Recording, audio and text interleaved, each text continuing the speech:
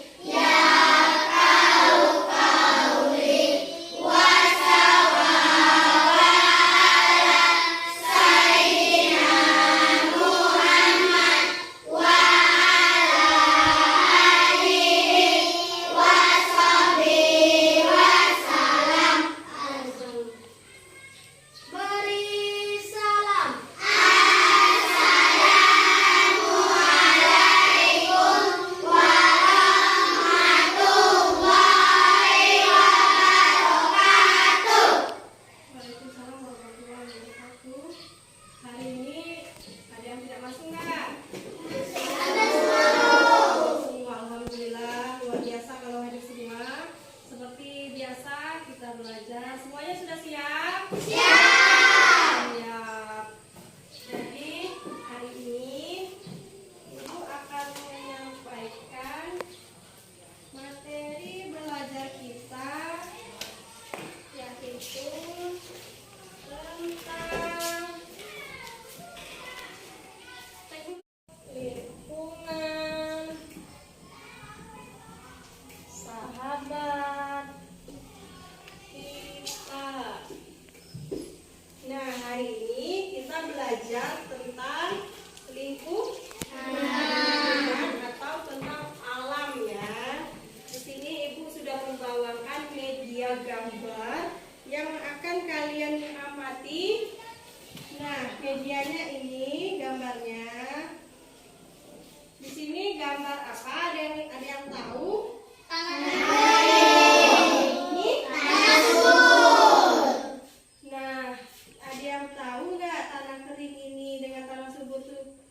Apa? Ada? Enggak? Kalau enggak, Ibu akan jelaskan. Ini tanah yang subur. Tanah yang subur itu apabila tanah memiliki kandungan unsur hara yang cukup untuk mendukung pertumbuhan tanaman. Kandungan unsur hara yang cukup dalam tanah akan membantu pertumbuhan tanaman sehingga tanaman mampu menghasilkan produk dengan kualitas yang baik. Jadi tanah yang subur memiliki ciri yaitu kaya akan unsur hara, gembur tanahnya. Ada kan tanah yang gembur-gembur itu berarti itu subur, dan memiliki daya serap yang tinggi dan kondisi tanah yang baik serta dapat mendukung pertumbuhan tanaman. Kondisi tanahnya yang gembur tadi, subur, tidak keras, itu bakal subur tanahnya. Terus perbedaan dengan tanah kering, ada yang tahu dengan tanah kering? Kalau tidak tahu, Ibu jelaskan lagi ya. Tanah kondisi kering itu adalah tanah yang merupakan kondisi normal dari iklim setiap wilayah. Tapi normal itu jika hujan yang dalam wilayah itu tidak turun dalam waktu yang lama. Misalkan dalam berapa bulan, dalam 3 atau 6 bulan yang tidak turun hujan, jadi bakal membuat tanah itu kekeringan. Apa bahasa itu apa? Kekeringan dengan tanah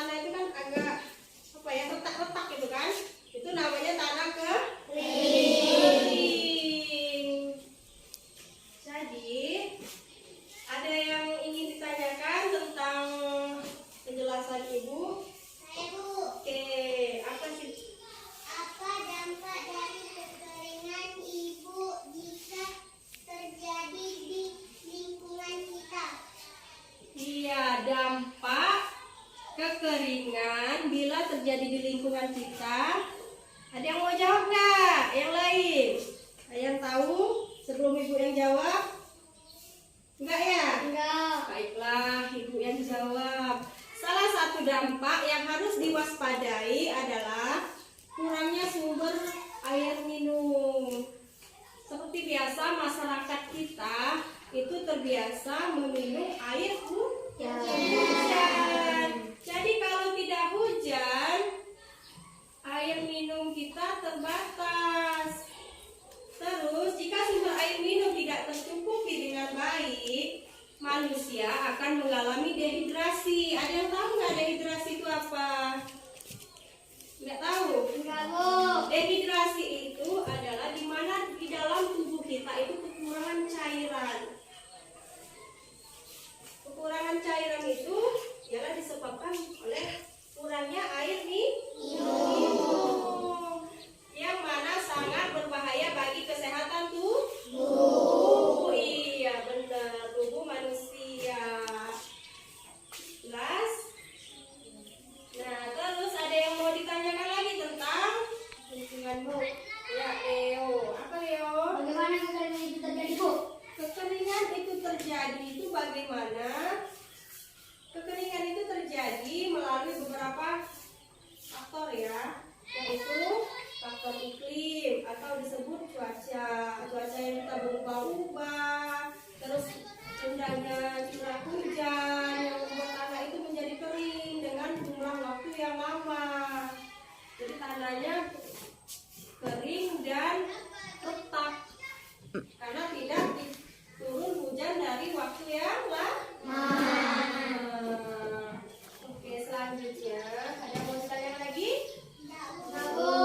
Oke, sekarang Ibu dari materi yang Ibu sampaikan, jadi kesimpulannya tentang lingkungan kita atau kondisi alam tersebut. Jadi kesimpulan manusia itu sangat bergantung pada lingkungan sekitar ya. Lingkungan menyediakan berbagai kebutuhan manusia agar tetap hidup. Salah satunya adalah air. Air merupakan sumber daya alam yang sangat dibutuhkan di bumi atau makhluk hidup yang ada dalam bumi tersebut, bukan hanya bagi manusia tetapi juga seluruh makhluk hidup. Contohnya apa? Hewan. Terus apa lagi? Sudah hewan, tumbuhan ya. Sudah. Jadi selanjutnya sudah paham? Sudah, Bu. Mau lanjut? Mau lanjut? Mau. Lanjut. Baiklah, kita lanjut. Buka halaman 11. Buka halaman 11 ya. Halaman 11.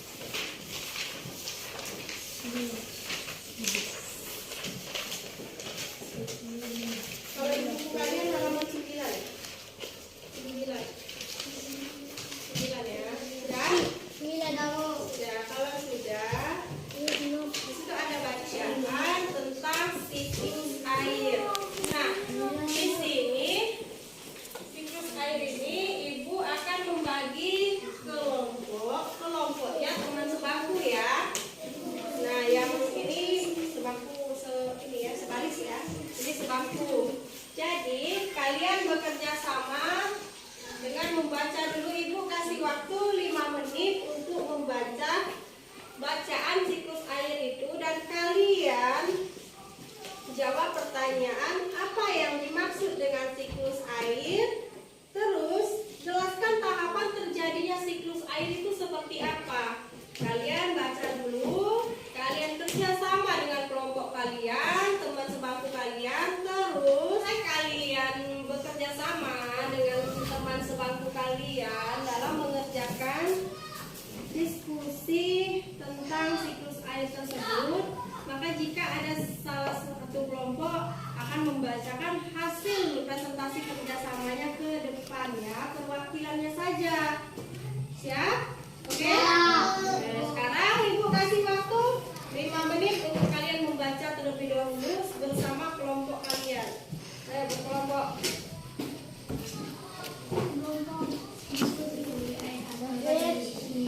Ya. Baiklah, sudah selesai diskusinya. Dari tiap kelompok ada yang ingin menampilkan ke depan perwakilan kelompoknya.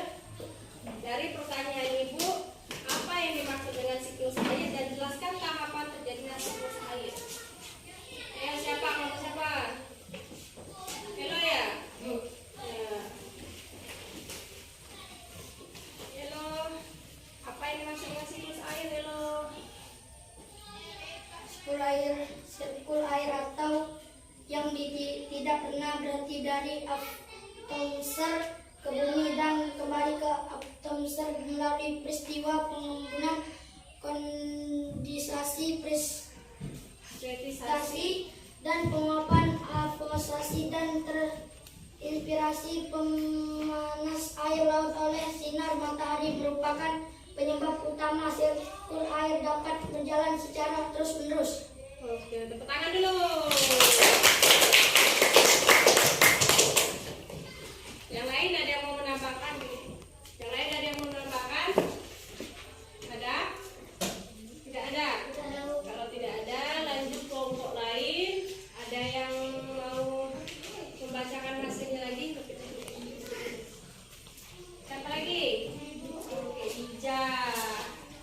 Ija.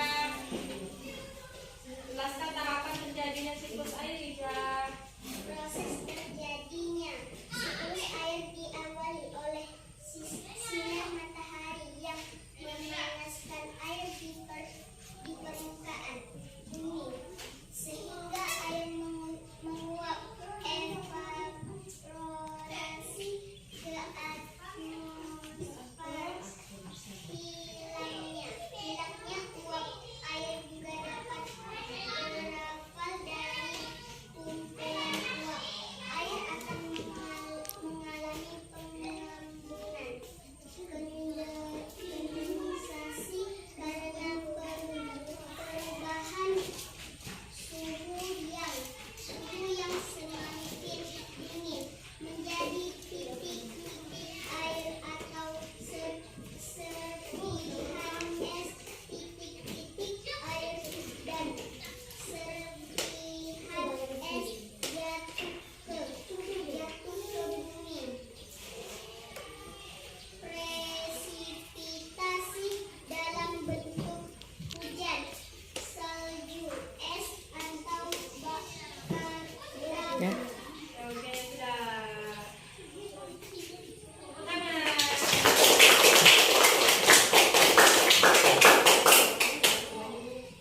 Sudah. Selanjutnya dari kelompok lain, ada yang mau menambahkan? Sudah. Bu, kalau sudah. Jadi, apa sih dari yang dimaksud dengan siklus air? Jadi siklus air itu adalah sirkulasi air yang tidak pernah berhenti dari atmosfer ke bumi dan kembali ke atmosfer melalui peristiwa pengembunan atau kondensasi serta penguapan pemanasan air laut oleh sinar matahari yang merupakan penyebab utama siklus air dapat berjalan secara terus-menerus. Itu yang dimaksud dengan siklus air. Terus tahapan-tahapan siklus air itu terjadi yaitu pertama itu penguapan atau air laut yang ada di laut, di daratan atau di sungai dan tempat lainnya akan menguap ke angkasa atau atmosfer dan kemudian akan menjadi awan. Awan. Terus yang keduanya pengembunan. Selesai dari penguapan itu akan terbentuk pengembunan. Pada keadaan uap air akan menjadi titik-titik air. Itu yang disebut pengembunan. Terus jatuhan dari uap air yang telah menjadi titik-titik selanjutnya akan turun dalam bentuk apa? Kalau hujan, air dari turun lagi itu disebut apa? Air hujan. Air hujan akan membentuk turun hujan.